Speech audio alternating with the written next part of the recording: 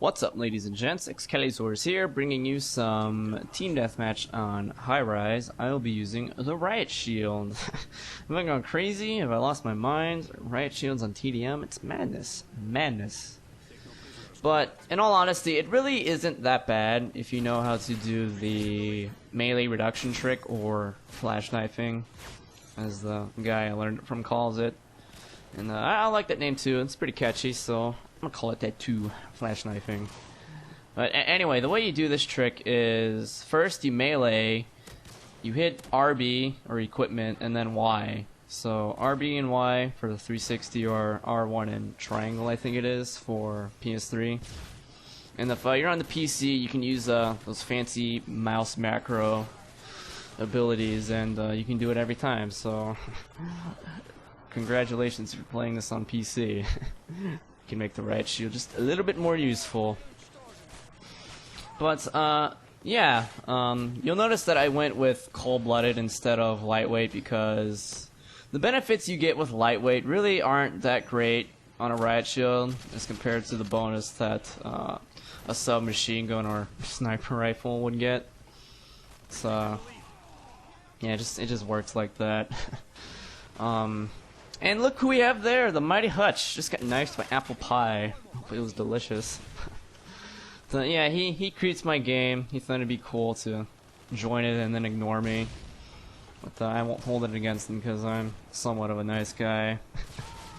His reasoning for it was that he can't join games on his own at work. I know playing games at work is pretty pro. But yeah, he has to like join people's games that are on his friends list to like play Modern Warfare because their NAT is like restricted or whatever. That was his explanation. Anyway, moving on back to the Riot Shield. Cold-blooded Pro, I think, is much better because obviously you do not want to be seen on the radar. I mean, do you want anyone to know where you are when you're using a Riot Shield? I hope not.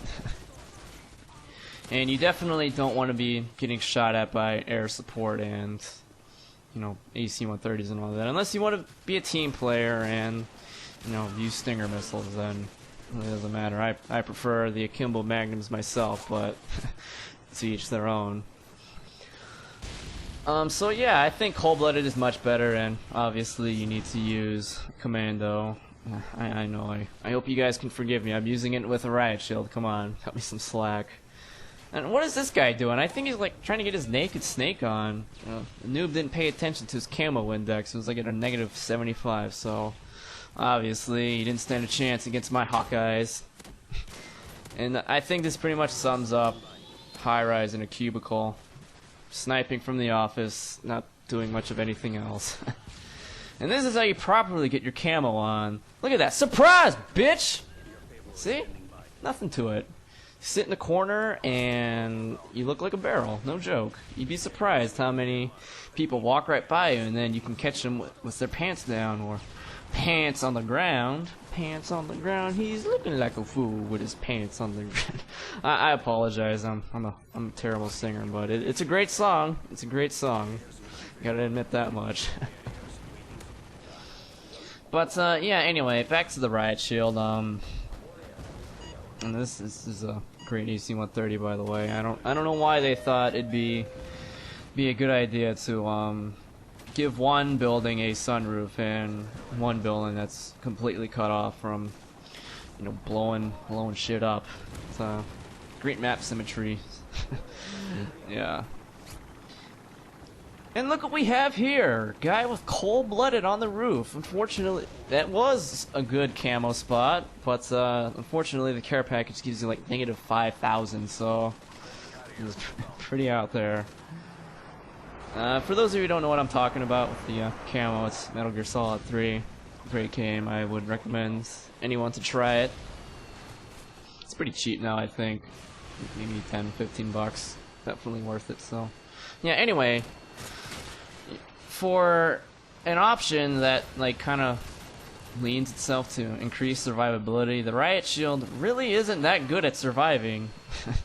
I mean, for any of you devout Riot Shield users, I'm sure, and this happens to me all the time, is that you just get knifed through your shield like when you shouldn't. I don't get it. I mean, obviously lag plays a factor, and it doesn't really happen to me in this round because I've got my almighty host advantage. Mighty host advantage playing with the mighty Hutch. Yeah. But oh look, I wonder who that is. Let's see who Spider-Man kills. Yep, it's Jesse. Guy fails at camo. But I mean, yeah, it's the Riot Shield. It really isn't all that hard to kill a Riot Shield guy. I mean, usually what I do is I just circle strafe around them, and unless you're like Nostradamus himself, I really doubt that anyone is able to keep the line of fire of the other dude in front of him. So the mighty Hutch goes a mighty 7-9. What a pro. Nah, I'm just kidding. I won't hold it against him. This team really wasn't that great, and your score usually reflects the skill of the overall skill of your teams. Usually how Call of Duty is. You're not going to be doing well if your team kind of stinks, but yep. So my question to you is, what do you think of the Riot Shield? Do you think it is fine as it is, or do you think it's a little too easy to kill, or what? What do you think? So yeah, be sure to let me know. Thanks for watching. Hope you enjoyed it. 22 kills, 1 death, and peace soup.